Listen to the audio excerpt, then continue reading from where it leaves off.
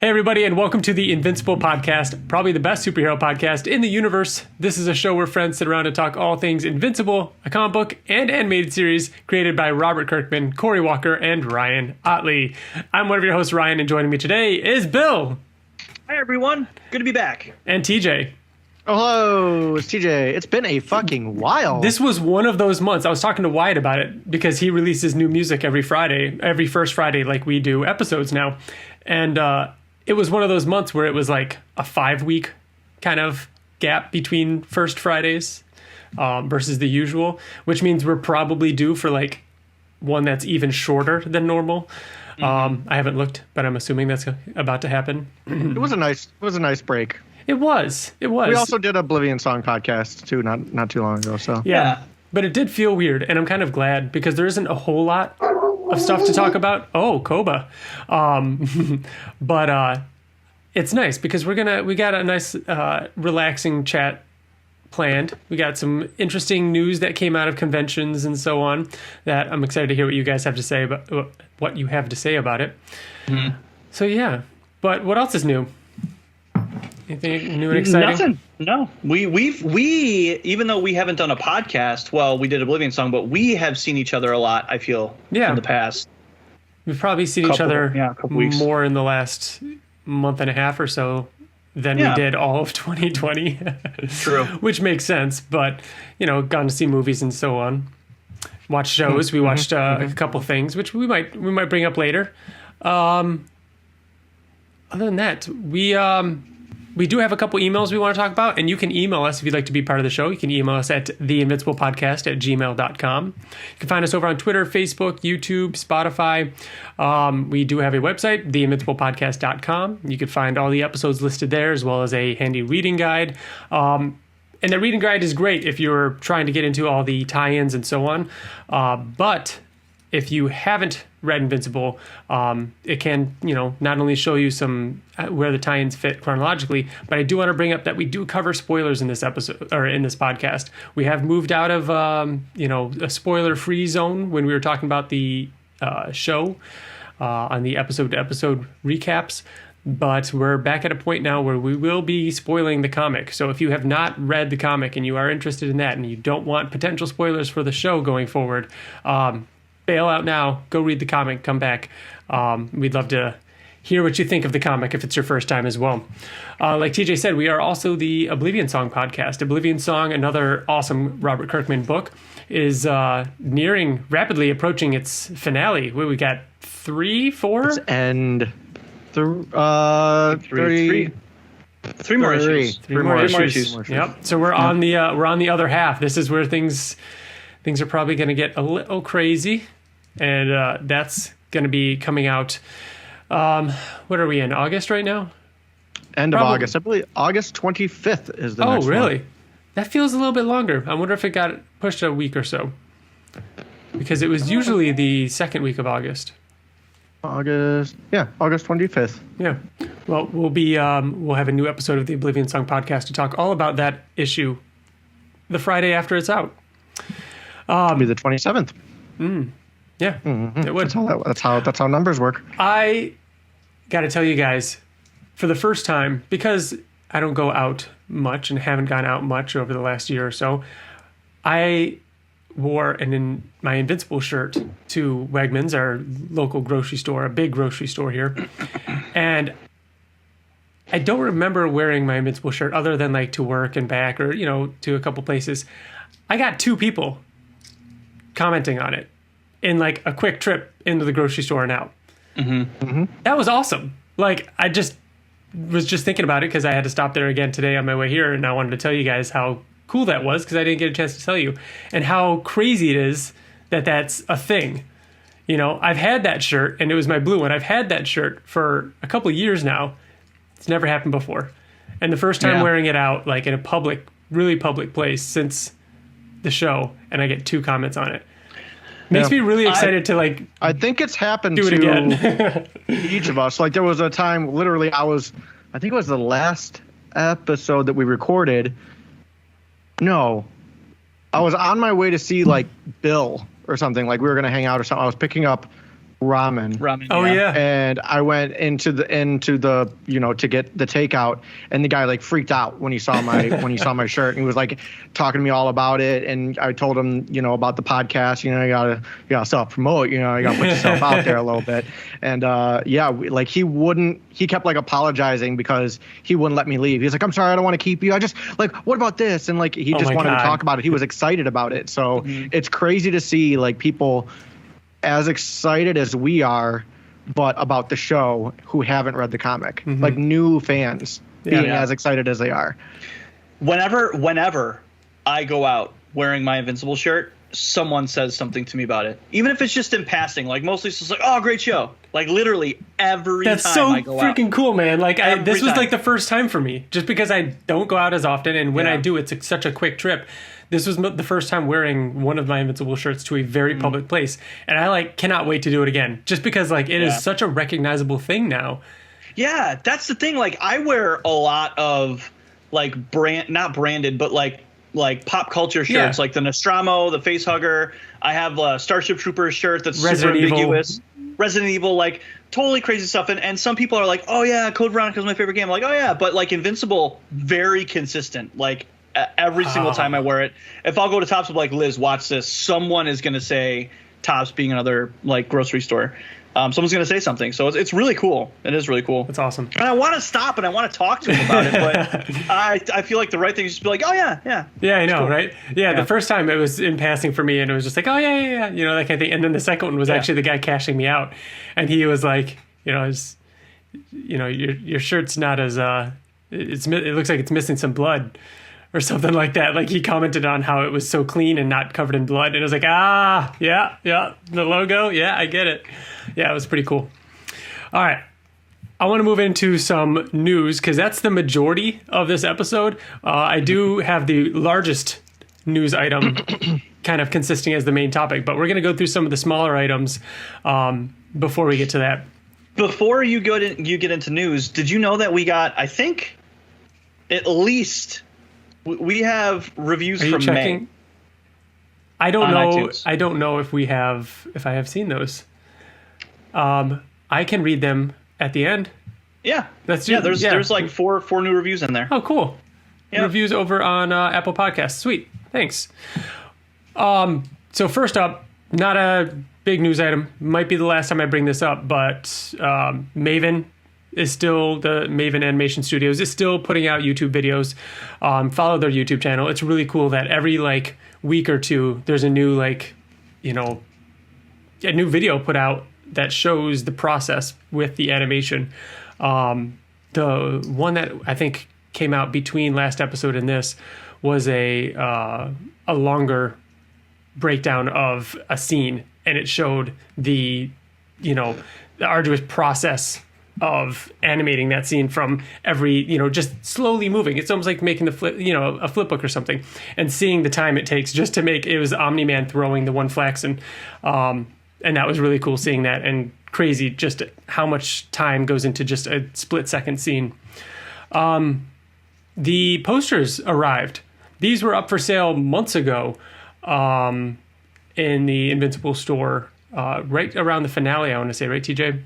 Yeah, it was the day after the finale. Yeah, I think it was the day of the finale. It was it was like the last hashtag Invincible Friday. Yeah. I think it was the day of the finale it came out. And there's, these printed in LA high quality posters that were released. We finally got them. TJ, you got all 6? I did. I got the first episode poster, and apparently some of them are coming randomly signed, right? Yeah. Which, go ahead, TJ. I'm sorry. Go ahead. My episode 4 poster came signed by Robert Kirkman. Yeah, and I was I got my posters before anybody had posted about it online, so I was like, "Holy shit, what the fuck?" I even texted you guys. I was like, "Did your guys' posters?" I was surprised that I had no idea. Mm-hmm. So and I just recognized his signature, just obviously because you've seen it a few times. Because you've gotten it so many times, once or twice. I also got the first episode one, and it's awesome. I didn't know you got one. Yeah, I got it. Oh, sweet, dude! Isn't it? It is really nice. it's thicker than I thought it was going to be, and it's like on almost like photo paper, so it feels super nice. But to be fair, I didn't unravel it all the way because I don't want to take it out until I have like either a mounting for it or a frame. So mine could be signed. I don't know. You haven't looked? I haven't looked at it in detail. I could right now. I'll wait. Yeah. I doubt it is. Same. I am doing the same thing though. I am waiting to find the right frame or whatever I'm going to do with that, along with something else we got that I got to figure out framing for. But we'll get to that. They finally revealed and made available the CGC labels. So now when you get a book CGC'd, you can have it say Invincible and have an image of Invincible in the corner of it. So it's a cool little custom thing that you can get added onto your CGC'd books. When doing that, I think it's like an extra $10 or something to do that label. TJ, do you have any interest in redoing any of your CGCs, or will you do that for upcoming Invincible books you get CGC'd? For upcoming, absolutely. I'm tempted to do it with my current ones for sure. I don't know if I will though, but for upcoming ones, definitely. Yeah. Do you have to send them in and get them regraded? Like you can't just send them your CGC comic and have them apply the. That's a good question. I don't know if they would have to be regraded, because then you're running the risk of it coming back at a lower score or something. But they'd still have to crack it, right? That's the question. Like, will they just replace the label for a cost or for a fee or something? Right. That's a good question. I don't know. We're gonna have to find that out, because that would be more ideal. I mean, they obviously, I don't think they would do that at a convention or anything though, TJ, so you'd still have to go through the process of shipping them and everything. But I will say I have been, ever since the free comic book day issue of Invincible, I've been thinking about putting together a shipment to send in. And since then, I know you probably also have a dozen books that you'd want to get CGC'd that have come out within the last year. So we should probably get together and I have like a huge pile. Yeah. Huge pile. We've got our first awards nomination. This is coming from the Hollywood Critics Association. Not the podcast, Bill. Yeah. Oh, I was like, no. Invincible, the animated series, has a nomination for the Hollywood Critics Association for animated series, and that will be the winners will be announced on August 22nd. It's going up a few different things such as Animaniacs, Harley Quinn. Trying to remember what else. Harley Quinn is the competition. I think Harley Quinn is the toughest. It's between Invincible and Harley Quinn. Yeah. And Invincible is new. It's unique. I feel like it's got to be. You think it's got a shot? I really think it's going to win. I think it has a good shot. What if it won an Emmy? What if it? Emmy. I think Emmy nominations went out, and I don't think it was. It wasn't even nominated. No. That's sad. I know. It would be cool. I mean, we still have. I feel like this is just the beginning of the next upcoming award season. It would be nice to go in with a win from this Hollywood Critics Association. So maybe we'll get it, as far as some other awards later in the year. All right. Next up, there was the Skybound Xpo 2 virtual convention that they did. They did this last year and brought it back again here with 2 days of interesting panels and merch and all this kind of stuff. The one I want to talk about first is, and I want to say this was the first day, maybe it was the second. Either way, it was the second day. It was the Greg Miller panel with called Looking Back at Season 1 of Invincible. And Greg Miller from Kind of Funny hosted. He had Robert Kirkman along with Gillian Jacobs, Walton Goggins, and Jason Mantzoukas on. Did you guys get a chance to watch it? Yes. I watched the majority of it. Yeah. I thought it was a lot of fun, and I loved how off the rails it got later into the episode or into the panel as it went. They talked a little bit about what it was like when they were cast, whether they had to audition, and it seemed as though they all had to audition, but what that was like without knowing who their character was and finding their voice. And they talked a bit about whether they knew the book, and they had varying answers from that. I was really fascinated to hear Walton Goggins. He he talked probably the most out of everybody on that panel, but he was so fascinating with, we've heard a bit about how this was his first kind of real voice acting thing. So he went into it really like taking as an actor, taking the entire live room. action as a live action actor. And it's funny because like when we had Kirkman on for the finale, he told us about that, and it was cool to hear it from his perspective and talking about how they had to kind of calm him down and let him kind of walk through it on his own and actually like walk around the studio and move things around. And then he was like, all right, I got it. And then went in and voiced it. Yeah.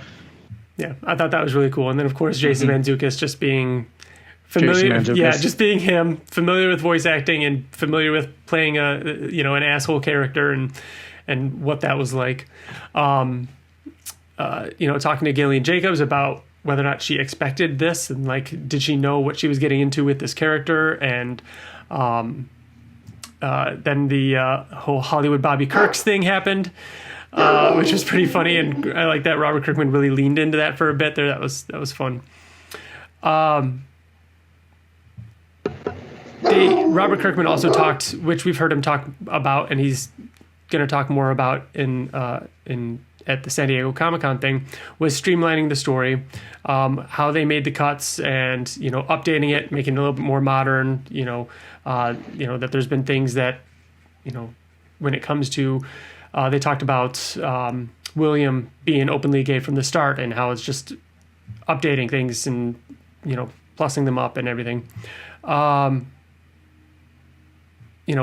Goggins talking a bit about how he found inspiration for Cecil's voice and someone that is, still vulnerable but willing to get the job done. And Greg Miller asked if Kirkman can give any teases for what's to come. Not really, but, Kirkman stressed again that Angstrom is a big part of season 2. Mm-hmm. People might be saying that, how are they going to top season 1? And Kirkman's like, oh my God, so much is coming. Like, don't worry about comics. That. Yeah. Like, Jason Mantzoukas was like really excited for space to come into it. And Kirkman said, yep, space is going to start becoming more of a player. But, unfortunately for Jason, he's like, no, definitely no Thrag in season 2, but there is going to be a lot of space. So that was an interesting, we thought even, maybe Thrag could be in season 1 when we were thinking about the whole, what's his name thing. We thought he could have been Steve. Steve, yeah.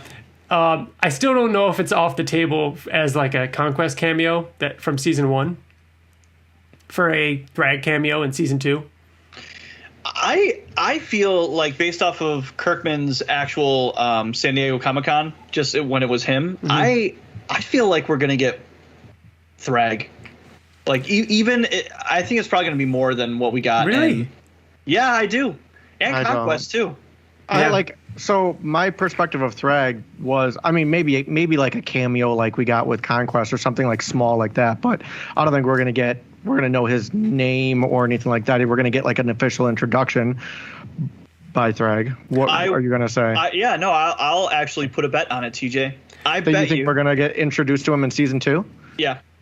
I don't think so. I don't think we will. The most we get is what we got in the book with this first introduction. Anissa showing up to him and saying, and then like that's what it'll be, and talking to him, and that's it. Yeah. But that I think is going to be in season 3. I say nothing in 2. Yeah. No. Yeah. Because Anissa's got to show up. Well, Anissa does have to show up before Conquest. Yeah. She would show up. 2. No, Anissa would show up beginning of season 3, and Conquest would be the finale for 3. Yeah, but that's. But we don't even really like. Thrag is such kind of like a slow burn into the comic to where you don't even like really think of him as a threat, especially after like Conquest and shit.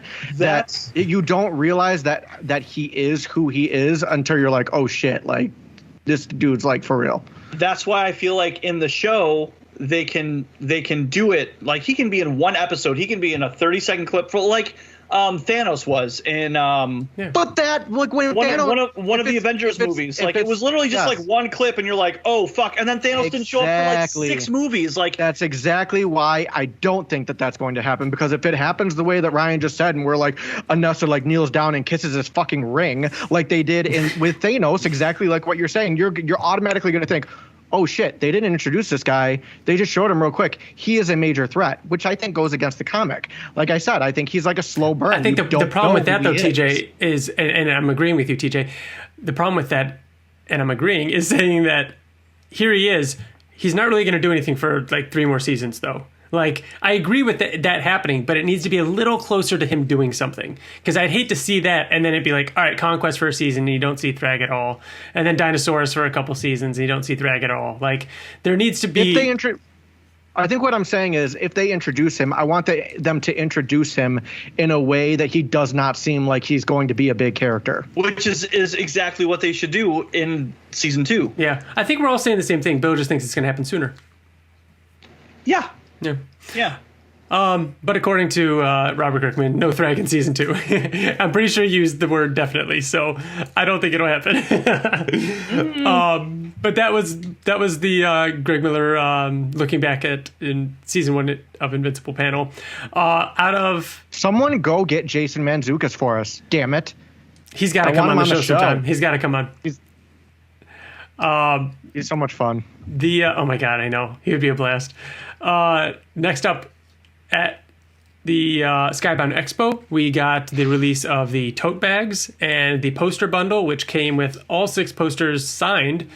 I don't know if there was any other Invincible merch. Was there? Oh, there was the Adam Eve box. So there's a Adam Eve like bundle that came with like the action figure, the socks, maybe a shirt. I don't remember everything. The box looked cool. I didn't get it though. There's also an art card or something that's in there. The comics, Adam Eve comics. Oh, did it come with Adam Eve Rexplode? Mm-hmm. Yeah, you're right. Yeah. I had just about all that, so it didn't seem worth it for me to buy it. Although I did want the box.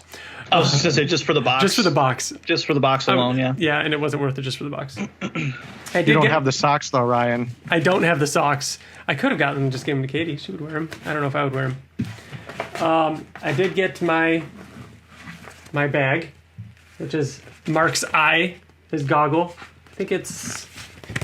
Have you gone grocery shopping with it? No, but I should. See if people recognize this. Like, yeah, this is a billboard. But pretty cool. I'm happy with it. I think it's funny. I'm still haven't seen Omni-Man's ass online, at least the bag, because that is going to be the best one. If somebody gets that, they have to post it. I bet someone saved it. You like think? Someone has it or something. Someone at Skybound saw that and kept it. Yeah. We also had a CVL, Comics Vault Live, from Sean Kirkman at Skybound Xpo, which all 3 of us managed to get the Attack Peter issue 19 variant. One of the first times, and this was revealed after, I think, last episode, one of the first times there's been a variant for an issue of Invincible that wasn't issue 1 and wasn't an issue like currently coming out. Like, it's super random. Like, I've never heard of that happening. Like, so I thought that was actually really cool. And one of the coolest things about it, not to mention the crazy art on it from Attack Peter, that art that was also sold as a original print as well. Bill, did you end up getting yours? And like, oh, you did. You did see what number it was and everything. Yeah, did you check out the paper and everything that it's on? Oh, it's really cool. It is really cool. I'm excited to try. His prints are so sick. I'm so excited to find a way to like frame it and try and get it so that the edge is still seen and everything. Mm-hmm. So I want to, because I have that one, and obviously getting the. So I have that print of Battle Beast and the Attack Peter cover variant, and I have the Attack Ultra Peter Mega. Ultra Mega cover variant and the print. So I kind of want to like frame them up and like put the comics like below them in kind of a cool type of way. But I got to figure out. You didn't get your comic yet, did you? The Battle Beast issue 19. No, not yet. Oh, okay. I just want to make sure. Yeah, that didn't get sent out yet. It made me wonder whether or not, because it hasn't been sent out yet, whether or not they would come with the new Invincible CGC label, but I doubt it because they didn't advertise that. They just showed it off as standard. But that would be a cool surprise if it came with that. I would like that. Surprise. That's it for... No, it's not it. We also had Skybound X. Skybound X was the anthology type weekly comic release, the 5-issue thing that Skybound was putting out to celebrate the 10 years of their 10-year anniversary. And in that, and I don't know if we didn't talk about it before. Do you guys want to talk about it after the main topic? But within those 5 issues, we got a few really cool things, not to mention the Rick Grimes 2000, but we got a new mini issue of Science Dog, as well as a look at Robert Kirkman and Jason Howard's new comic book C.O.D.E. Do you guys want to talk a little bit about our thoughts on those now or after? Yeah. No, I think we can talk about now. Okay. Issue 3. Well, no, before Science Dog, I don't know if either of you finished it yet, but Rick Grimes 2000 was batshit crazy and really is one of the craziest things Kirkman's ever done. It was so much fun seeing Ryan Ottley and that team back together again, because it was Ryan Ottley doing what he does best, and Kirkman just throwing everything at the wall and making Ryan draw it, and it was just a ton of fun seeing all these random characters and it was like Robert Kirkman doing an SNL skit on his own characters and his own content and just making kind of fun of these characters and what happens to them. It was not at all meant to be taken seriously. Oh, no. It's like Grizzly Shark. Even to a point, I want to say the second to last one, the 4th comic, he was almost laughing at how rushed it was. It was so rushed. And he was I think he was joking about it because it was hey, I'm Jesus. Hey, I'm Princess. And I'm a pansexual. And it was very quick and very anime anime type. I loved it. I thought it was a ton of fun, and just to see him play with those characters, and of course with the with the backing of Ryan Ottley doing it, and it actually wrapped up really, really cool, and I'm really happy with the way it ended. It's one of those things that I will absolutely reread this from time to time because it was just such a fun ride. It reminded me of Grizzly Shark. Yeah, when it just that kind of ridiculous satirical. It was a lot of fun. Crazy gore, crazy humor. I loved the Lou and Seal coming together. I love that. That was awesome. Yeah, that was cool. But issue 3 of Skybound X had a really sweet Cory Walker cover. There were, if not the first one, there might have been a couple. Maybe it was only the first one had a Ryan Ottley cover. There's been a bunch. Tons of variants, tons of versions, including the Science Dog cover and the Science Dog sketch variant cover, a black and white version of it for issue 3. And so what did you guys think of this little Science Dog mini? This was continuing the story from the back half of Oblivion Song 25, picked up right where it left off. It even had a little previously on. What'd you guys think? Yeah, it was good. I really miss Cory Walker's art. Yes. Thank you, dude. This issue was so good. Especially, I don't know what it was about the end, but it made me feel super nostalgic. At the end, Science Dog goes into some other dimension, and there's just a bunch of aliens there, and I'm like, oh, Cory Walker, man. Something about him. Yeah, it's great. It's great. Yeah. Yeah, I thought it was good. The whole ending felt... I don't know, him going to the scientist and the scientist being dude, you kind of ruined my life and I'm trying to create all these problems and I'm trying to be the one to be the hero to solve them all and you keep solving them. Mm-hmm. So yeah, it was kind of I love Daniel and Rachel. They're awesome again, as usual. Yeah. This scene with Science talking to Daniel and playing chess.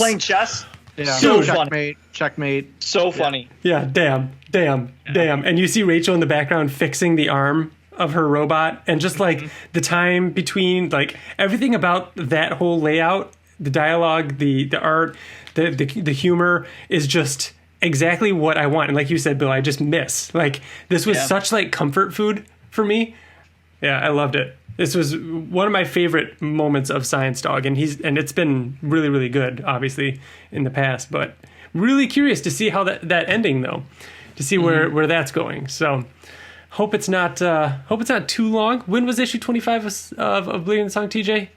Almost a year ago. Yeah, year. It was June of 2020. Yeah. So probably the shortest gap between moments of Science Dog, but still a year. It's going to be issue 25 of Firepower. Oh, maybe. Damn, maybe. It'll be something like that. Something Firepower. Or maybe the last issue of Oblivion Song or something like that. Which, by the way, we fucked up in the beginning, so I'm going to write it now while I say it. There's 4 issues left. Next issue is 33 out of 36. Oh, really? Yeah. So we have 33, 34, cool. 35, and Doesn't 36. that feel like you just gained another issue? Wow, how exciting. You're welcome. And then, of course, I got to give a shout out to the Murder Falcon short in there. One. That was really good. I haven't read the Ultra Mega yet one, though, just because I'm still behind on catching up on the main series. I want to wait. I got to say, my favorite mini, it was Redneck. It was so good. Was it good? And it was because, again, they're all like all these minis are like jokes or like, they're like standalone anthology kind of things. Yeah. Super quick things. And they, and Ryan, you asked me because you hadn't read Redneck yet and you want to. You were asking like, should I just read this like mini short? Definitely not, because it spoils something. But yeah, I mean, Murder Falcon has a huge spoiler in it. Well, I mean, obviously, Redneck is about vampires and stuff. People like vampires that have been alive for like centuries, and it shows somebody like a real person in history, and that's like not in the comic, but it like shows them a real person in history, and it was really cool, like what they did with it. Okay, all right, it was awesome. Cool. And then issue 5. Bill, did you finish Redneck? I finished the first volume, and then I bought the second volume in Spanish. Oh, yeah. And because I started reading it, and I was like, did I miss something? What is going on right now? And then I look, I'm like, son of a bitch. Fucking Comixology, man. So I'm torn because I want to read it knowing that the end is coming. They've got to put out a nice hardcover collection, TJ. I want like a nice hardcover collection, because right now they're all trades. There's like 7 trades or something, and they're all soft covers. Yeah. They must have been waiting to do a collection, but I hope it's not just a big omnibus, but I would like a nice hardcover of that, because I'm sure I'll like it. There's no reason why I wouldn't. It's really good. Yeah. It's really fun. Yeah. All right. It's very easy to read. Yeah. Yeah. Issue 5 of Skybound X featured, a handful of things, including C.O.D.E, C-O-D-E, Combat Orb Defense Engines by Robert Kirkman and Jason Howard of Wolfman fame. So, what do you guys think of C.O.D.E? So, I'll go first. Okay. I think it's interesting and ironic that we went to go see The Green Knight. We just talked about this. all 4 of us were talking about, and I was like, you know what? I want to see Kirkman do something totally fucking weird that doesn't make any sense. It's totally out there, and that's exactly what this was. I was like, what dude, the as fuck I was reading this, that's why I asked you if you were like, because I was like trying to find out whether or not you had read it yet. Yeah. So it's this weird futuristic sci-fi thing that also has like fantasy classes blended in. Like you have your wizards and your knights or your tanks. Yeah. Like you've got all the different classes and their roles in this environment that is fighting like technology or something. Mm-hmm. I will say it was a little jarring because it felt like we were thrown into something. It didn't feel like an introduction. It didn't feel like, let's explain. There was not really any exposition. It was like, hey, we're just talking this language and this gibberish and saying all these words that don't make sense, which can sometimes come off corny to me, where it's like, oh, the Zephyr went down the tube. And it's like, what do you, like, Yeah. The way I will say go ahead, Bill. I was just gonna say the way that they talk, I think, is very deliberately vague, corny, almost. Oh yeah. Like the way that they're talking seems like they don't know really how to talk. Your source code is calling you home. Answer it. Yeah, but I love when something just throws you in the middle of it, and then you just kind of eventually learn what they're talking about. Mm-hmm. That's my favorite kind of thing. And yeah, it's just super weird because it's exactly what I was. You know what it reminded me of though? Remember when Kirkman did those 5 stories? Stealth, Pilot Demon, season. Pilot season, yeah. Yeah, what was the comic that came out of that? That he actually a lot of them. I mean, Stealth came out. Murderer came out of it. Stealth, Demonic, Murderer, I think, came out of it. Demonic, yep. Those were all continue any of them, did he? He didn't do them. People use those and okay. Yeah.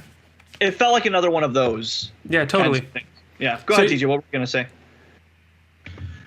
I'm trying to mute myself because Oliver's friggin' begging for attention. I feel like there just wasn't enough of this for me to fall in love with it yet. Yeah. Yeah, 100%. Totally. It was interesting. It was interesting. In the back there was a little, image that shows the character models for each of them and talking a little bit about, what was it? The tankers, speakers, slashers, battlers, and strikers. So yeah, it definitely. It's definitely a world like I want to learn more about. Yeah, it's just we don't know enough about it now to be like really, really intriguing. Yeah, they kept talking about like the Citadel and how could there be a Citadel like in humans these aren't towns left. And, the one like kind of removed her armor, and orb and was like taking a nap or whatever. But it had almost a Power Rangers vibe kind of put in there. You got all these different colors. You got this thing where you can kind of like armor up and then do your thing with your abilities, mixed with some fantasy RPG stuff. It's really intriguing. It's really ironic, Bill, that literally like a week ago we were like, man, it'd be crazy if he did something just completely different and like that we do not expect. And then here's something that we're like, we don't even really know how to feel because it's so different. Yeah. When you said when it was Kirkman and Howard, I was like, this is Robert Kirkman. I'm like, it doesn't feel, which I guess is refreshing. Yeah. But yeah, it's fucking, if he took like Fortnite and Destiny, wrote a comic about him, and I'm interested. I'm very interested. We'll see. That does it for the most part on the big news items. I do have a note here to remind everybody to keep watching and reading Corey Walker's blog because that the Science Dog reminded me of that and him talking about that, and just like every now and then he'll post some Terra art or something really crazy, and I just can't wait for more for whatever he's working on to come out. Yeah. Next up, I'm calling this our main topic just because there's a decent amount that we might be able to pull from here. And this is the San Diego Comic-Con at Home 2021 panel with Robert Kirkman. You guys both got a chance to watch this? Yep. Mm-hmm. Cool. He starts this out, and I will say, overall, he did a really good job. It was fun to watch. It is a little crazy how, like, it's like, yep, here we are again. Didn't think we'd be doing this second time in a row. Meaning over Zoom and not in person, he did kick it off by saying Invincible was doing really well. Amazon and everybody are really happy with it, that it is just things are looking very good for Invincible. Side note here, I've never seen, and we've been watching these kind of panels with Robert Kirkman, both live and virtually and all this kind of stuff for years. I've never seen one where it's majority Invincible. Like, this was crazy that like almost every question was Invincible related. There was even a couple Oblivion Song ones that I can't wait to talk about on Oblivion Song podcast. Like there's like, this was awesome. Like the amount of stuff in this was really cool. But yeah, Invincible's doing really well. He was amazed by the like explosion on the internet, all the memes he got a kick out of. As far as the future, there are all kinds of stuff planned for Invincible, but he cannot announce any of that right now. There is cool stuff on the horizon, and they will be announcing things soon. That's it for that. As far as the questions go, one question was, how close will season 2 and 3 follow the comics? He said it'd be a lot like similar to season 1. The comic is done, so they have a clearer idea of how it's paced out and where to put things. But I want that was my favorite thing that he said, honestly, in this whole panel, or the most exciting thing. Because of the way he said it, he said in season 1 it was a little tougher because they don't have an idea of, you know, what the show is going to look like and how successful it's going to be. Now that they know that it is successful, they can plan certain things for season 2 and 3 because they know that there's going to be other things that they can set up for way down the road when they didn't know that there was going to be that long of a road when they did season 1. Yeah. And that's exciting that they can drop little things. Yeah, he said that him and Simon Recchiopa are working on that now, where he's like, all right, well, we know that this needs to come into this thing in issue 133 is going to happen probably in season 10, which means we need to start those seeds in season 6, which is what you're talking about with Thrag. Did anybody else think that he feel like he was directly talking about Rex and Monster Girl? No. That's what I got. I got more excited. I mean, you know what, TJ? That makes a lot of sense. I think you're right. Yeah. Because I was just excited that he was talking about that far ahead. Dude, yeah. Yes, he even said season 6. I was like, oh man, that's awesome. Like that they're even saying that. Thinking that. Yeah. And it's cool because we always assumed, like, when the series got announced, we would like do our theories on like, okay, this could be season 3, this could be 4.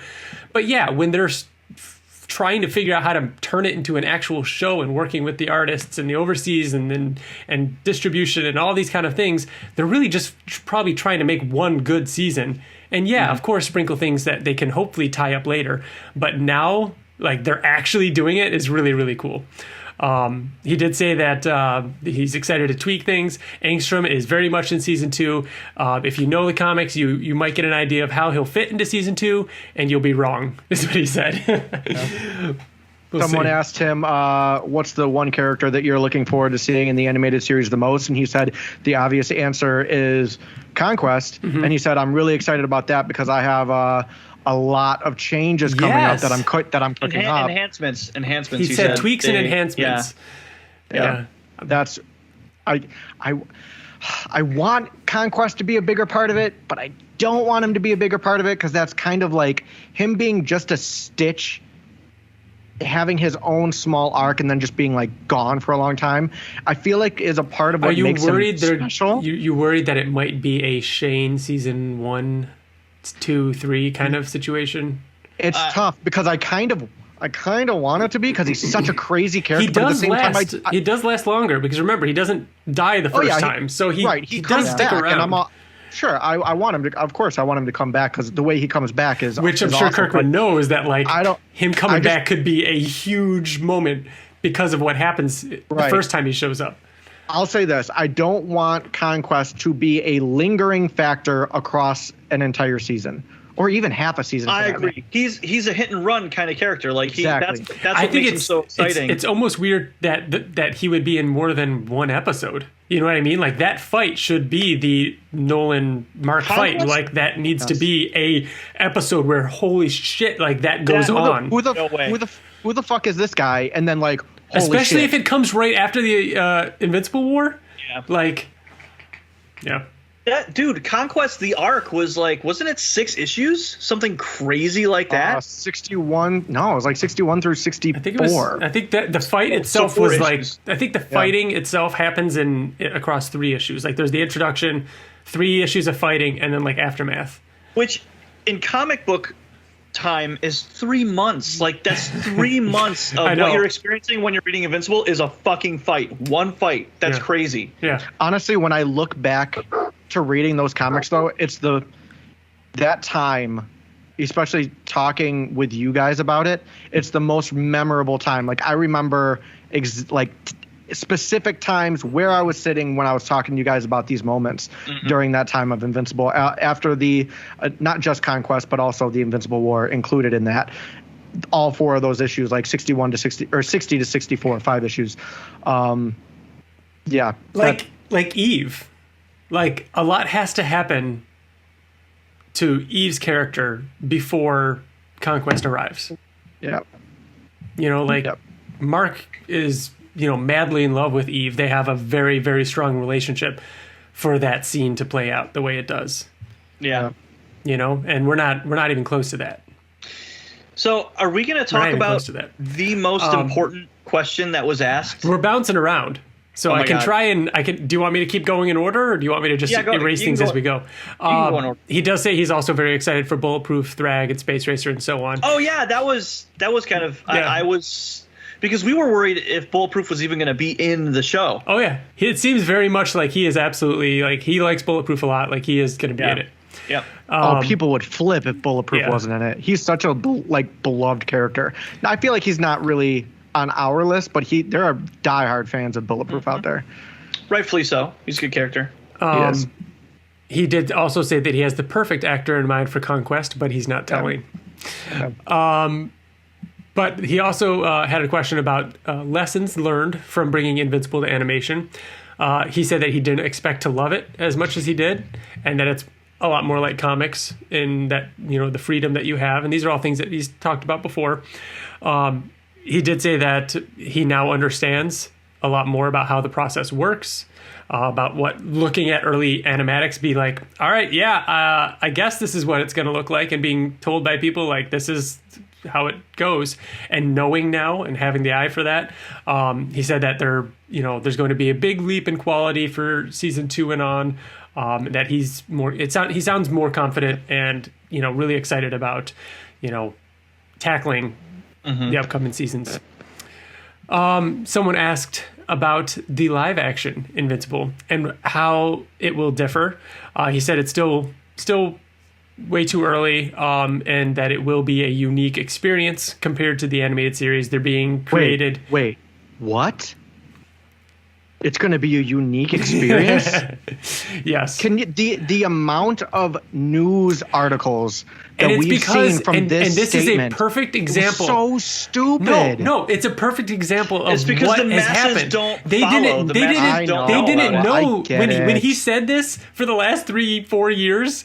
It wasn't picked up by cared. anybody because nobody was listening. Now people are listening. But it's just been everywhere, and it's like, yeah, dude, like, okay, it's just I don't know. Some of the articles that like I'll be streaming through like Facebook or Twitter, and they're like, Invincible movie still on the horizon, and I was like, no fucking shit. Like, God. We've been waiting for this like since Invincible started. It's been so long since this got announced. Yeah. So for fans of the podcast, obviously it's not news to you, so we'll just like skim over it. Yeah.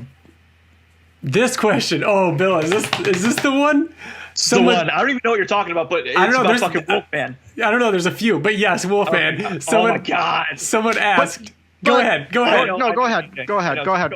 Ryan, you say it, and then I'll. Someone I'll asked, and then TJ will be like the fucking pessimist about and everybody go watch the video, because I didn't write down the names of everybody that asked the question. So go give them credit and watch the video. Will we see Wolfman animated, and as part of the Invincible animated series? Kirkman's reply was, "There's a chance. I'll leave it at that."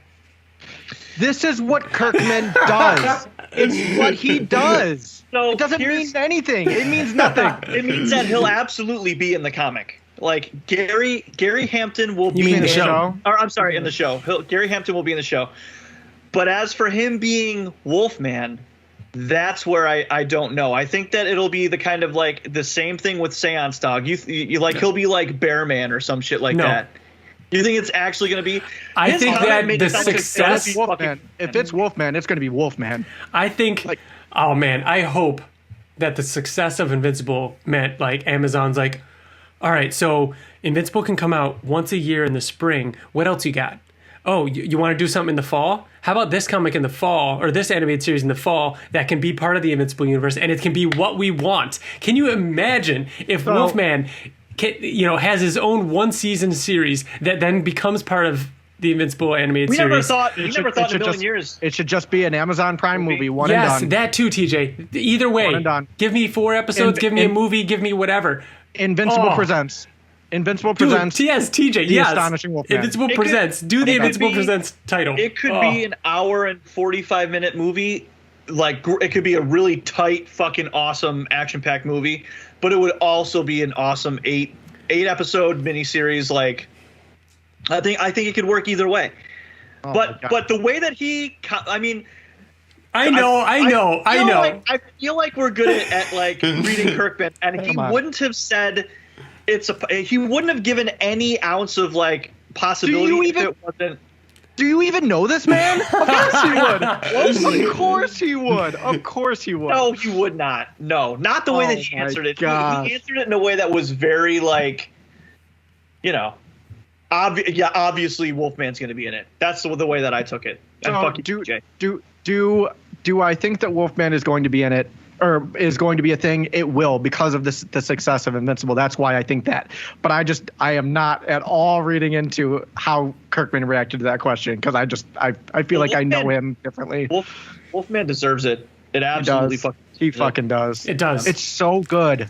It's so we need to do a reread. We do. I need to call a timeout here. I'm going to have to do an edit. My computer is acting up, and we'll come back with another question. All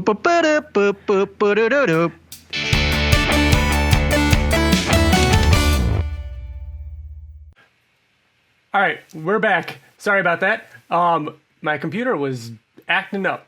So we were just talking about Wolfman being animated, and TJ did not believe what Robert Kirkman was saying about there being a chance. We were cutting out in and out a little bit there, but for the most part, we talked about how great it would be if it was just its own standalone thing that then becomes part of the Invincible animated universe, which would be pretty awesome. Again, I want to reiterate, like, it's going to happen. I'm not reading into what Kirkman is saying specifically that there's like, I don't know. It's going to happen. Yeah. All right. So how is it going to happen though, TJ? Do you think you're going to get Wolfman have a cameo in Invincible first and then get a spinoff, or do you think they're going to have a new Robert Kirkman cartoon thing as Wolfman and then have him join the show? I want him to have his own thing and then maybe show up in Invincible, but I feel like the smart marketing thing would be to have him in the show first. Yep. Just like he appears in issue 50 or 48 or whatever it is in Invincible with Doc Seismic taking over and it's showing the different teams. You see Wolfman, it's like, who is this guy? And then you later find out who that guy is and how he ended up there, and that's only half the story. Just like what happens in the prison. Wolfman shows up in Invincible way before Doc Seismic. They take on the Giant. It was like issue 11 of... No? Am I wrong? That is shortly after issue 50. That's in the 50s. But yeah, the first time he shows up is Doc Seismic attacking in high 40s. Oh yeah, and they're both in there, right? Yep. And he turns to mist and they get out. Yep. Okay. Or what if they did Invincible makes a cameo in Wolfman? That should happen as well. That should definitely happen as well. First though, what if it did it first? Like TJ saying, I think it's smarter to introduce a really cool character and that's mysterious. Who is this guy in the bigger show to launch him? But again, we don't know what we're talking about. I'm sure these conversations were had over a year ago, and the decision's already been made. Speaking of reading into Kirkman saying things, this question was: will we get an Invincible video game? Kirkman's reply: eventually, I'm sure we will. I can't say anything more. That also means definitely, TJ. Again. That also means definitely. Kirkman never says stuff like that unless it's true. Like if something is not true, not true. If something is not true, if something doesn't come to fruition, Kirkman usually says, I don't know, I can't speak on the matter. But if he says anything, he doesn't ever say that. If he said, yes, he does. He does it all the time. No, he always says like, oh, anything's possible. It could happen. He did say. Go ahead. Well, no, like with the movie, people are asking about the movie, and he's like, I can't really say much. And that's all that he says. He did say that Clementine will never meet Rick Grimes. He's like, that's a fact. It will never happen. I mean, but yeah. We've heard this before. It's something that I'm sure is early development. Which again he can't say anything on because it might not actually happen. So still would be very cool, and something we've talked about a lot in the past. Someone asked about a Terra spinoff. He said no plans, but who knows? Plans might change. Oh, definitely. To be fair, that one sounded very confident. That one was like, no, it's just not. It's not. That, like, hearing him say that one versus the video game or the Wolfman, that one felt like, no, it's not happening. Well, here's the thing. But the other Marky, questions, though, but the other questions are questions that, like, of course they're having conversations about them. Of course they're having. Of course they've talked about it. Of course it's a possibility. So him adding the whole like, I don't know, we'll see, is basically him saying like, I don't know, we'll see. Yeah. Like legit, like I don't know, we'll see. Yeah. I don't take that as like, oh, it's coming. Yeah. So I have another analytical breakdown of Kirkman's responses. Okay. So this should have been the main topic. I also feel that Robert Kirkman, so he has the definitive no, which is like, no, it's not happening, or the I can't really speak to that, which means no. And then the little hints of like, oh, yeah, probably, but you never know. That means absolutely, definitely. And then when he says stuff like, will there be a Terra spinoff? And what did he say? He said, no plans, but who knows, plans might change. That type of response is a respectful, I know that it's happening, but I can't take the surprise away from so you're saying that there is a Terra There's a Mr. Yeah. You're crazy. Yeah, I do. No, I think I don't think there is a Terra spinoff coming. Really? No shot. My God. I think there will be something, but I don't think it's a Terra spinoff. As much as I want it. We've talked about it before. Yeah. So we think that it's a Marky I think it's more likely right? to be Marky and King Immortal. But couldn't that be? So you think that's going to be the thing? We have reasons to believe that. Yeah. I think Terra could be equal parts of whatever comes out, but it's on two separate in two separate worlds. Yeah.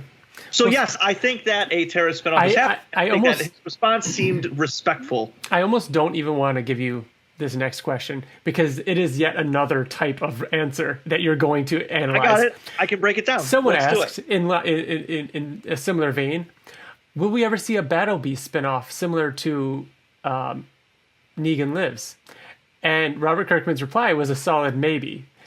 If something he said if something like what brought about Negan Lives were to ever happen again, hopefully it wouldn't ever happen again. That he can't imagine the pandemic. Yes, he can't. He actually has the story in mind. He can't imagine not doing it during the run of the show of Invincible. He does plan and hope to go back to Battle Beast in some form someday. That is a definitive. Yes, I would agree. That I mean, right? He even went into detail saying like, I know the story. Like, this is when I would release it if this were to happen, and if it doesn't happen, then I'm going to release it here. Yeah. Like this is something that he actually legit. He answered the question. He said he started with like maybe, and then he expanded on that. So that maybe is yes, definitely to TJ's point. Why didn't he? Bill, why didn't he just go?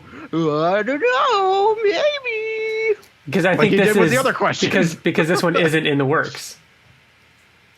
But you think the other ones are? I think this is an idea that he'd like to do. I think the other ones are in the works, which is the difference. Not to play into Bill's analyzing. He could have said, yes, I have plans to do a Battle Beast spinoff. I just don't know when it's going to be. But he can't do that in the industry, so he has to say maybe, and then but here's what I would do. Yeah. So there's the how he answered how he answered the Terra question. Didn't he say, I don't know away? No plans, but who knows, plans could change. Exactly. So he started with no, there's no plans, and then maybe, instead of maybe, but there's no plans. Do you get what I'm saying? He makes you think like it's like, no, it's definitely not happening, and he glazes over it out of respect. We're approaching spaghetti monster levels of of theorizing here and overanalyzing, and I'm all for it because I agree for the most part. What do you guys think this story would be? because it's something that Kirkman has the idea. What? We literally just talked about like 17 different things. Yeah, sorry. Beast, He does. He says that he knows what story he would tell with the Battle Beast spinoff. I think it would be his origin, how he became who he is. Oh, like really? Who his ancestors would be that also had the curse, and then him being like, you could potentially see a Battle Beast that's not affiliated with or affected by like the need to fight. Is it handed down like that, or does it start at birth? All we know is that his daughter has the same, thing, desire that he had. I don't know. I initially thought it was just going to be her story, but that's really interesting. The origins of it. Either are cliche, unfortunately. Like you can either do the origin and it's cliche, or you can do like her follow up because you like know what's going to happen. That's not his daughter, though, right? It's not his daughter, right? It's not his daughter. Shit! It's just another. It's another. Yeah, it's just it's the next prodigy. That's what I mean. So like, are they born with it, or do they get it eventually? Like, could she have gotten Avatar? It when she was 8? Yeah, could she have gotten it when she was 8 years old because then he died and she got it, or does it start with like a newborn? See, these are questions that you can answer in the origin story. Interesting. Of not just Thok, but of that whole like civilization. It could even be who it was before him. Interesting. Yeah. I like that. He created a basketball team out of Invincible characters, because why else would you not use the Invincible characters on your basketball team comprised out of his own characters? And then the final question was regarding Amber, and it was whether or not animated Amber will continue to be a bigger and better role in the animated series. And the answer was that the plan is for Amber and Zazie Beetz to stay on in a similar size role, and as far as whether or not it will change from the comic, in some ways yes, in other ways no, which is something we kind of expected and have an idea. Here's the thing: when she is in the show, it's going to be more impactful than when she was in the comic. But she's going to be it. But she's going to be in it less, because Amber's a human, and this story, as we know, goes global, goes to the universe, the galaxy. Like, she's such a minuscule part, and I feel like that's gonna eventually happen. Amber is no longer going to be. No, I think it's actually going to be a lot closer to the comic than people expect. She'll just be. I think more. It will just be more. Yeah. I think the same thing will happen. I think the same thing will happen with Eve. I think that Mark will get stranded. There'll be the kiss somewhere. Mark will get stranded due to Angstrom, and then future Eve will show up, and that will begin the conflict within Mark, which will be mostly in season 3. But the beginnings of that will start in season 2, in my opinion. I think Amber's going to be a main character throughout all of season 2, and then in season 3 she'll cameo in like 2 episodes. I agree. Yeah, there you go. Yeah, that's 100% what I think. Obviously, I mean, she's a huge part of what's coming up. Like, I think Ryan just explained her entire arc. So I think the breakup will happen like almost season premiere of 3. I think it'll happen in season 2. Ryan, you said at the start of this podcast, though, where Eve needs to be for the Invincible War. Yeah, you're right. And Invincible War. So when is the Invincible War going to happen? Season 4? You'd think, yeah, because you'd think it would be end of season 3, wouldn't you? Yeah. Shoot. It has to align. That's Amber and Mark are going to break up in season 2, midway through, maybe even like within the first 3 episodes. The problem with that is I expected Angstrom to leave Mark in that dimension, or Mark to get stranded in that dimension at the end of season 2, and that's when future Eve comes and says you have to tell her something, tell her anything, tell her you hate her, tell her you love her, just tell her something. And that's such a good line. I love that. And that has to happen when he's not with Eve. So it's throwing off my schedule. I don't know. Gonna have to think about it some more. So that does it for San Diego Comic-Con and the news that has come out and updates for Invincible within the last month, which is a decent amount considering, it's only been a month. So that does it. Do you guys want to talk about a couple other quick things? You mentioned we saw Green Knight, Bill. Have you thought more about it? Yeah, and I feel the same. So I feel like it's one of those things that felt dated, and I'm not all about movies that pose questions that they don't have answers to. In a way that's not interesting anyways. So, but I here's the thing. If I had to give it out of 10, I would give The Green Knight like a 6. That's exactly where I would put it. Okay. You guys would put it at like a fucking 9 and 10 from what? No, I'm probably around an 8. 7.5, 8. And I can understand that, honestly. Now I can understand that, but... Yeah. No, I think I would put it at like probably a 9, maybe a little higher. Maybe like 9, if we're going with decimals, a 9.5 maybe. Yeah. I thought it was excellent. I don't know. Maybe that's a little high. I think I'd stick. I do 9. Go back and forth. I do think it's the best movie I've seen so far this year. That's not saying like a ton. That's not really saying a lot. Not much has come out yet. Mm-hmm. I mean, Suicide Squad is getting crazy reviews. I'm looking forward to seeing that. So we'll see. But I don't know. I mean, fucking Dune is coming out, bro. It's going to get shit. I still haven't seen the second trailer. I still haven't seen the new trailer for that. I love Green Knight because I felt like it was simple, but it was also not simple. Mm-hmm. Because you just gotta watch it. That's why I didn't like it, because it was simple in that the theme and the message that it was trying to portray, but it was just done, in my opinion, it was just done kind of sloppily, and I thought it was very artsy. Which is like, I get it, but they had an opportunity to take the original like poem or whatever it was and make it so it was a little bit more digestible instead and of not doing a direct. Yeah. No, I get it. I wish it was a little bit more cohesive.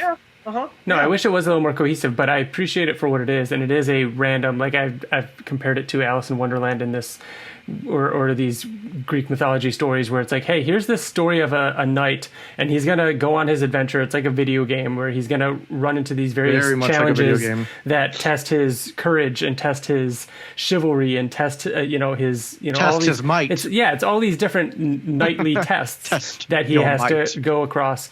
But then there's these weird little things thrown about it that aren't explained but should be. And you feel like they should, and it's like forced symbolism. It's like, oh, we should put this in here because it could symbolize this, but it doesn't really fit anything that's going on in the story. Yeah. You know what a better version of that movie is? And I said it then, and I thought about it a lot since What's then. That? Where would you guys put Pan's Labyrinth? Oh yeah. So TJ, you would give The Green Knight. Everybody compared this movie to Pan's Labyrinth, though. Okay. I mean, it is. It is similar to that, but at the same time, it's different because Pan's Labyrinth was. I guess it was similar.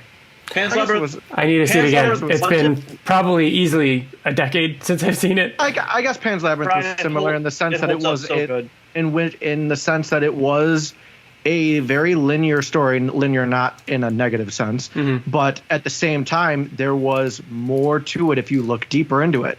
Yeah. So I think it is similar. And I would put them on the same spectrum, Bill, if you're asking me to rate one against the other. I think that they're very, I don't know. I mean, my instinct is to say that Pan's Labyrinth is better because I've loved that movie for years and Green Knight is very new to me. So, of course, my instinct is to say Pan's Labyrinth. But I don't know. I think they're very close. Yeah. When I remember walking out of Pan's Labyrinth and being like, holy fucking shit. That was just it like hits you in your chest like emotionally, whereas Green Knight kind of makes you just think about it intellectually. Like it doesn't do anything for you emotionally because there's nothing there. Like it's very emotionless, but very intellectually like, oh, what is this? I'm gonna ponder on this. Whereas Pan's Labyrinth is just like emotional, like gut wrenching, but also very like, oh hey, did this actually happen? Was it symbolic of the war? A lot of time on this, but I will say, like, obviously, Bill, we had different experiences. You came out of it, the credits rolled, and you just didn't feel anything like you did with Pan's Labyrinth. I came out of it feeling like I did with Pan's Labyrinth. But that was the main movie that came out since the last time. Yeah, Suicide Squad is out this weekend. We'll probably be seeing that and talking about it on Oblivion Song Podcast. As far as shows go, since we last talked, Ted Lasso's back, enjoying that a lot. I'm still watching Central Park and Bad Batch. Katie and I just started Schitt's Creek. Yes, Yeah. you did. Yeah. Oh shit! Damn. Out of all the things you said, Yeah. Schitt's Creek is so it's No, really I mean, good. I know it's one of those things And that it it's just I gets know good. I've heard so much about it. The awards it's been getting, like, I understand it's great. It's just a matter of me finally getting to start it, and Getting I there. finally started it. Each season is better than the last. Any shows that you guys have been watching? I can't remember. I don't think anything new, honestly. Just been watching like a lot of like Gordon Ramsay shows. Really? Yeah, dude, me too. Hell's Kitchen. Hell's Kitchen. I never watched MasterChef. I never watched MasterChef, but I've been watching it. It's good. Yeah, MasterChef Junior is the best, dude. Yeah, Like, but there hasn't been a new season of that in forever. I know, it's crazy. But he's got a show on Disney Plus that has like came out because it's got 3 seasons that was on Discovery, where he goes to a culture, like a place in like, and they have a cook-off, and it's that one's really cool. That one's Really good. cool. Loki. We didn't talk about Loki. I don't know if we Yeah, talked we about did. Loki. I feel like we might have. We talked about it on Oblivion song. Yeah. Yeah. No, Loki was amazing. I'm super stoked on it. It is very much a product of the MCU, though. Like, some of the best things about it are things that set up the future of the MCU. So as a standalone, I don't think it stands as strong. But obviously I care about the MCU. And so that, plus the fact that I really enjoyed the story, the visuals, the creativeness of it. And I thought it was amazing. It's Without Loki, there's no next phase of Marvel movie. pretty much like it's that important. If we're right in assuming that is the where it's going, it's massive. So can't wait for upcoming MCU stuff. I saw. Oh, go ahead, Ryan. No, go on, say it. I was just gonna say I saw not a show. Are we moving on from shows? Yeah. So I saw Jungle Cruise. Oh, did you? I haven't seen it yet. TJ, you'll fucking love it. Really? It looks like the kind of movie I will not like. Dude, it reminds me. Because honestly, I was literally, before you say, like, I was literally just saying that I'm kind of getting over the whole, like, comedy adventure movies. Like, it feels very, like, sign of the times, like, right now. You know what I mean? Where, though? Like, what it other feels movies, like the new Jumanji movies. It feels like the new, like, I don't know. The last movie since the Jumanji movies were the Jumanji movies that had that kind of tone. But that's not this kind of tone. It's not. It doesn't even feel close to that. It feels like Indiana Jones, and The Mummy. Like, it feels like that type of, like adventure. As I was watching, I'm like, it's starting exactly like The Mummy in a good way. Like, it feels like a fucking 90s adventure movie, and I thought it was great. I really thought it was great. To go see I almost randomly saw it on Sunday. I was like bored, and I was like, I was at the Gallery Mall, and I was like, dude, go see it in 4DX. That's what I want to do. Yeah. Go see what? Go see it in 4DX. They have it at one of our theaters nearby. We should fucking motion and just water go. and smoke and smells and all that kind of stuff. Yeah, like it's really cool. Video game wise, Avengers has been a ton of fun. I've been playing that with Wyatt and Mitch and our friend Matt. They've been putting a lot of updates into that. I'm excited for Black Panther coming out. Been playing Pokemon Snap, which is fun. They just did a big update for that. I actually started up Red Dead Redemption 2, thinking that I might play that, but like literally just started it. So okay. We'll see. Did you? I did nothing really. I'm doing the intro right now. I'm so excited for right you. Now. Did you like Red Dead 1? Oh yeah, I loved it. Oh my god! So, dude, it takes like 4 hours to get into. I know. That's why I'm saying really I'm not even really playing it yet. I'm just beginning. So we'll see. I hope to stick with it. Rocksteady's, I think, worst intro time that they've ever done. Like, it's a good intro because it feels very atmospheric, but it lasts way too long. Oh yeah. Oh no. I've played Kingdom Hearts 2 more than once. I can handle it. The comic books I've been reading, obviously, Radiant Black, Skybound X. What else do I have over here? Walking Dead Deluxe is still really fun. I started reading through the official Invincible handbook, which has been fun because it's kind of like an Invincible novel in a period of time where it's like, Titan went on to do this, and who knows where he's gonna go next. And it's just fun, kind of reading that stuff.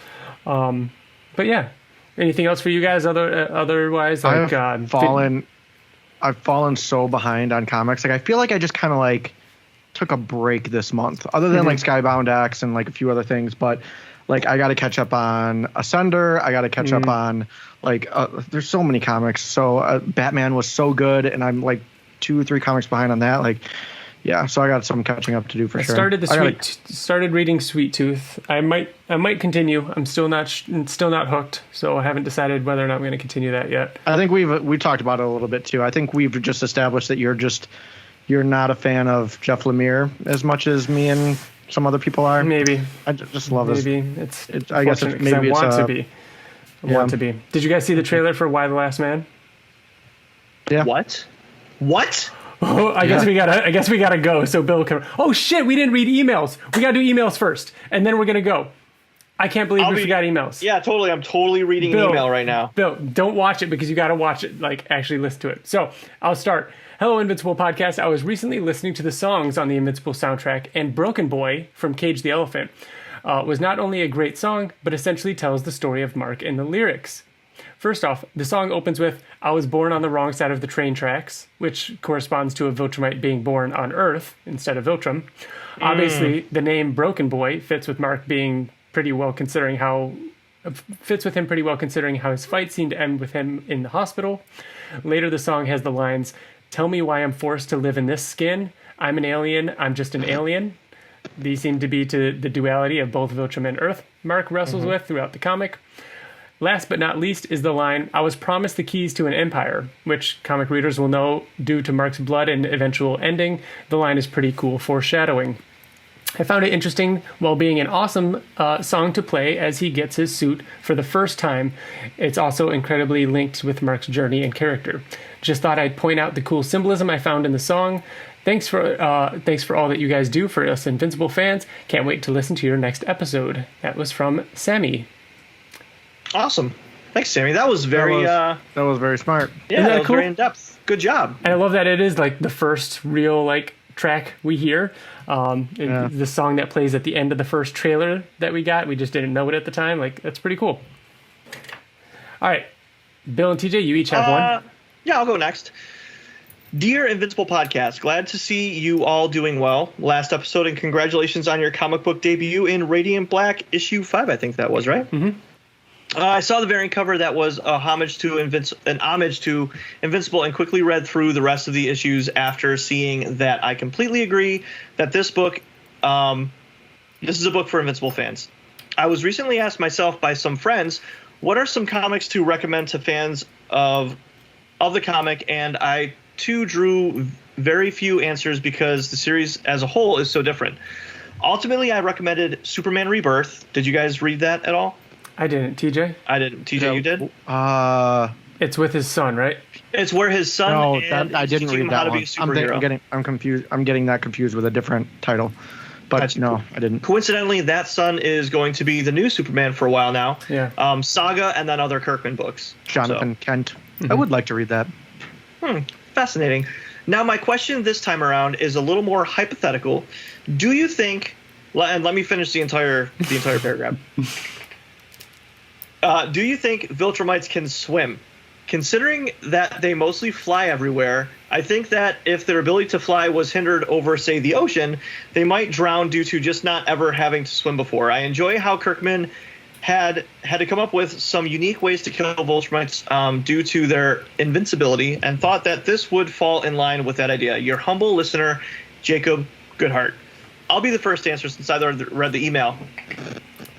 They can hold their breath. So I think that they could drown, but they can hold their breath for an infinite amount of time that we know in space. And we've seen already them and not just in the comic book, but also in the show, like Omni-Man going down to the bottom of the ocean and then flying back up with Mark. I think that their ability to swim is the same as their ability to fly. Like they don't have to go like this. They literally just like zip through it.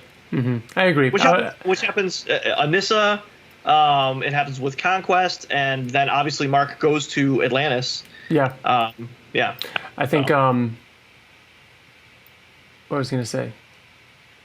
Oh yeah, your ability to survive in space. You know what I mean? Kind of negates.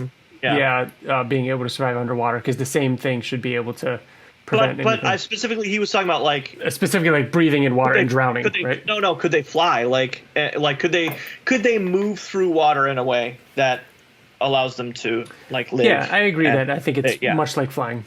Yeah. And I think it's not even think. I think we've seen it. I'm pretty sure. Yeah. So cool. Thanks, Jacob. Yeah. What you got, TJ? I have one from Jackson. Franklin, Grant, and Jackson. What movie? Jackson. It's Jim Carrey. Shit. Oh, it's he's pulling Franklin, out Grant, and he's pulling Jackson? out. Is it Ace Ventura? The first one? Nope. Is it? It's not. It's not the Grinch. Nope. And it's. Is it a show? Nope. Or is it a movie? It's a movie? He says, I'm here to meet my friends. Perhaps you know them. Franklin, Grant, and Jackson. It sounds like Ace Ventura. Dude. I don't know. What is it? He's trying to get into the club. He's The Mask. Oh, the Mask. I knew it. As soon as he said the club. Like that, yeah. Damn it. Jackson writes in and says... Wow. What'd you say? It's been a long time since I've seen The Mask. Yes, it has been a long time.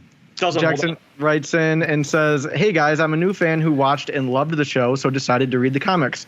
I loved them so much, I speeded through them in about 2 weeks and loved every bit. Very, very light spoilers. It's all good. My question is that do you think the scene with Mark talking to the guy who robbed the bank with the anti-gravity equipment and listening to him and his situation will make it into the show? I know it wouldn't happen for a while, but it's one of my favorite scenes in the whole comic, and I would love to see it animated. My concern is that it might be too small and of little consequence, so it might be skipped. I just want to know your guys' thoughts on whether it'll make the cut or not. I think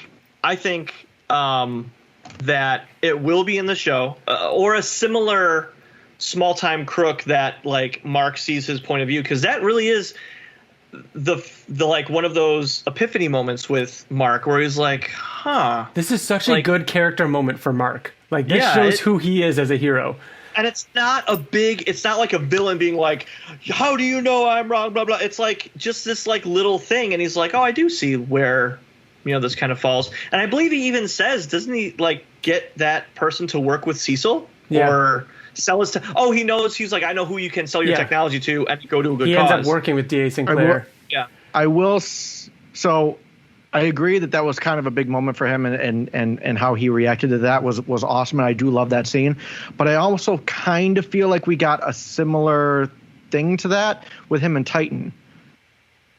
You don't understand where I came from. You don't like, you know what I mean? Like, obviously that's going to change because Titan is not a good guy. But it'd be nice to see something like this after Conquest, after the Viltrumite War, like to show that Mark is still kind of like that kind of person.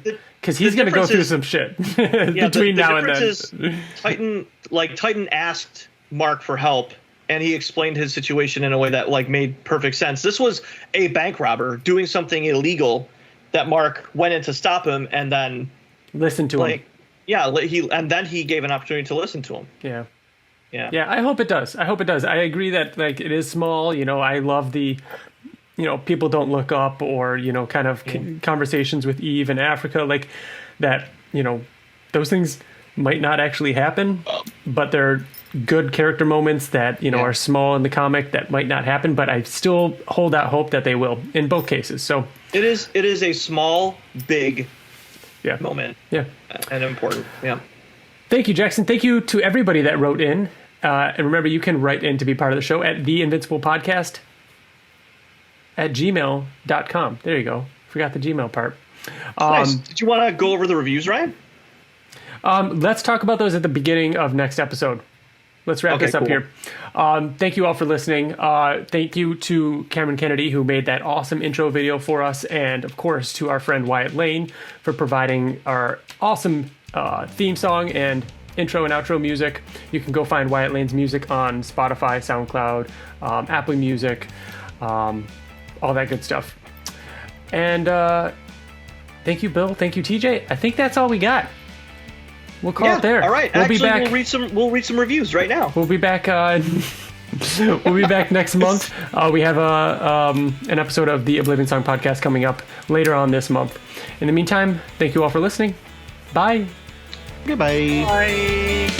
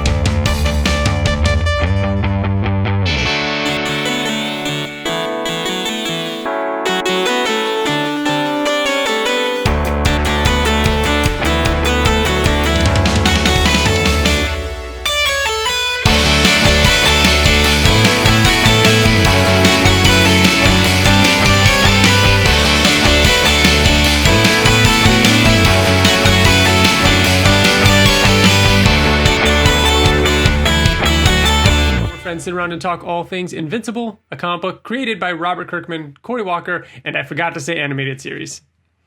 I'm gonna do it one more time. that flowed so well, and I forgot to say animated series.